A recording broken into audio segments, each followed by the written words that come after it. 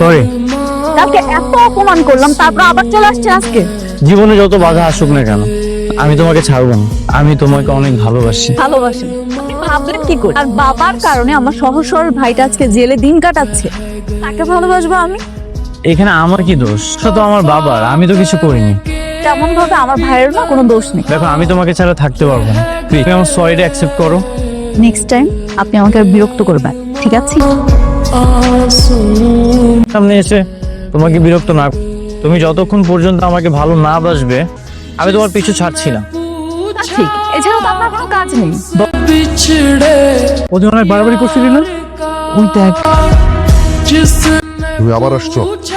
আপনি রুহিকে বলেন আমার সরিটা অ্যাকসেপ্ট করতে, তাহলে আমি চলে যাব। তোমার মতো বেয়াদবের শিক্ষা হওয়া দরকার। বাপের টাকার জোরে সব পার পেয়ে যাচ্ছ। এখানে ভালোবাসার জন্য এসেছে, টাকার জন্য নয়।